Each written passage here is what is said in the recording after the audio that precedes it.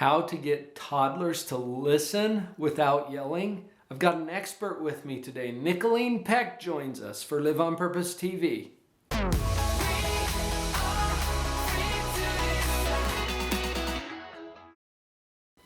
So glad that you're here. You know that we do a lot of parenting content here at Live on Purpose TV, and you can link to our positive parenting playlist right up there, where you're going to find a whole bunch of videos on different topics that you might be interested in. And today, I brought in the person that I think knows more about parenting than anyone else I know professionally. This is Nicholeen Peck.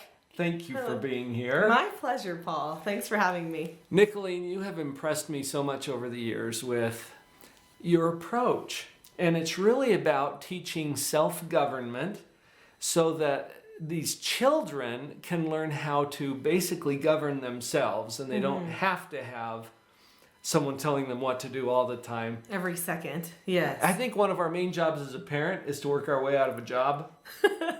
Well, if we're doing it right, if we're doing it right, then we should be launching them off with confidence, right? Right. Yeah.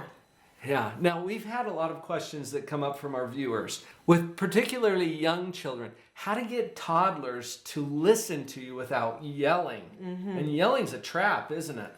Definitely a trap, but I think the thing about yelling that is so important is actually to recognize that when you're yelling, you're in a selfish state. And so, I hate to, I'm a bold speaker. I call it kind of like I see it. Right. And that is what is happening when a person is yelling. Usually it's because they are in an emotional trap that they've put themselves in. Right. So there's really no need to yell, but then you have to ask yourself, okay, well, what am I lacking then? Why do I keep going to this place of yelling? And usually the parents are lacking some sort of skills that they need in order, and a mindset. You have to look at what you're doing and as your role as a parent with new eyes before you can decide to adopt new skills and new ways of communicating with your children.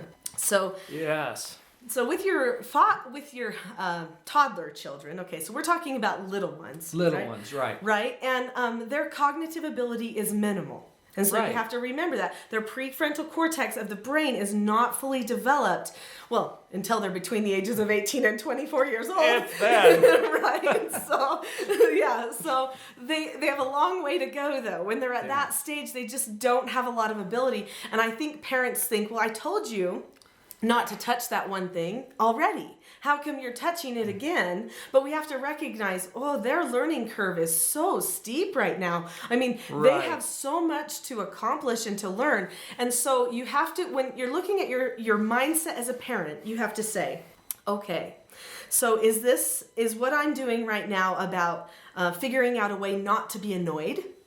Or is what I'm doing right now figuring out a way to best nurture and teach my child? And there's a difference there. That's an important distinction.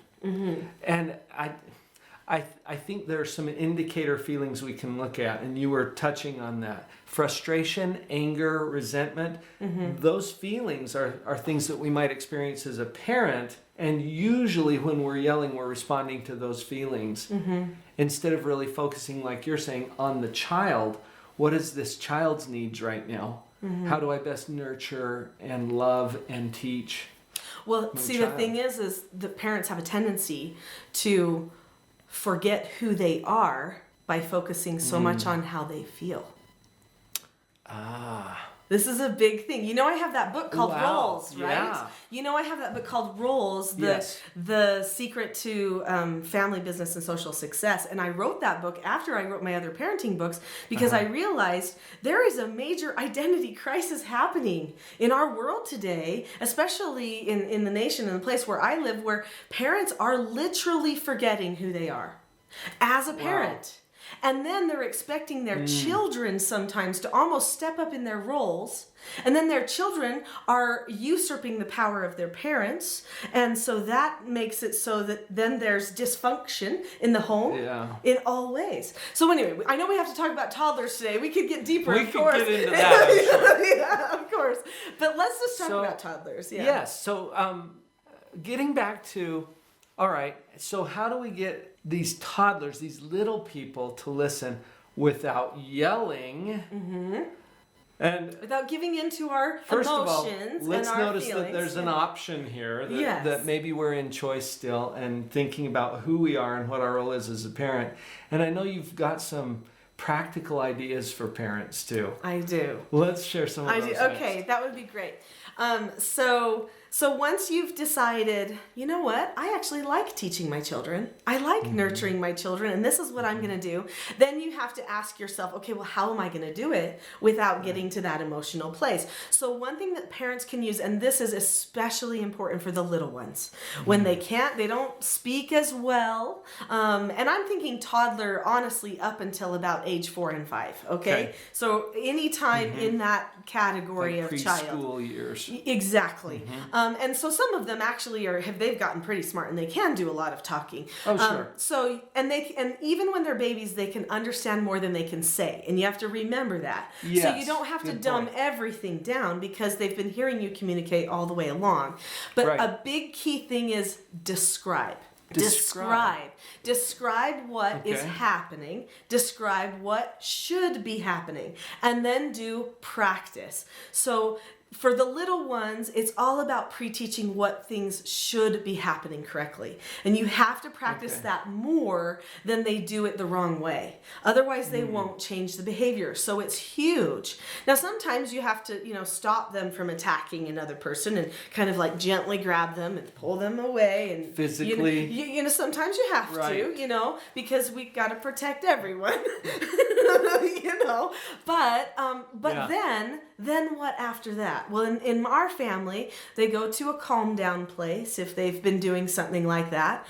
They would go to a calm down place, but it's not for a specified period of time, like a timeout. They just go there until they're calm enough so that they can say okay and be ready to do a teaching moment with mom.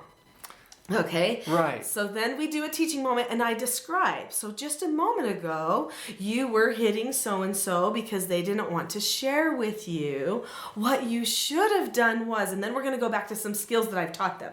So Right. we teach children these 4 basic skills and they can learn them when they're tiny. I have seen children Yes. under 2 years old be able to say, Mom, can I disagree appropriately? I mean, they can Because say this is it. the skill that you've taught them. Yes, can I disagree appropriately? And between siblings, between friends, they can use these little skills. So the skills are to learn how to follow instructions. The second skill is to accept no answers and criticism. Wow. The that's third big. skill, it is big. The third skill is to accept consequences. And you have to have that. You can't learn self-government unless you learn cause and effect.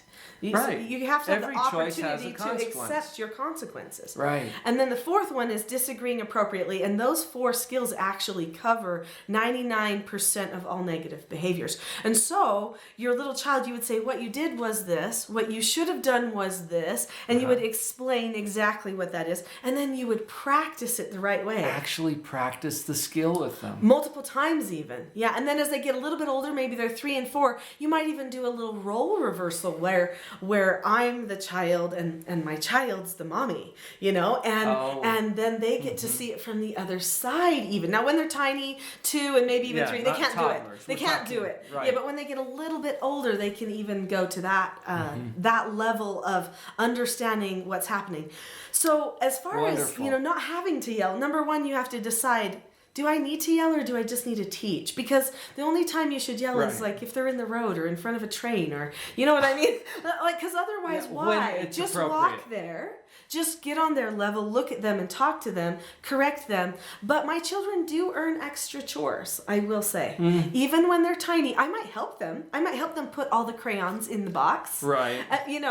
But we're going to still teach them some cause and effect and teach them Yes. how to govern themselves during a little chore. They don't get to full self-government just like in their toddler years. Well, It they're not takes ready time. for it, yeah. No, they got to have Right. some functioning capability first, So, Well, Nicholeen, I knew that you would have some great ideas along these yes. questions that we're addressing here at Live on Purpose TV today. And folks, Nicholeen has a lot of really great resources, and we'll put a link down in the description Great, yeah. where they can get to your website. You've got books that are available for the kids the kids. As well as for the parents. A lot of great resources. Thank you, Nicholeen. That was really helpful. My pleasure. That's another great video for your parenting library. We'll see you tomorrow.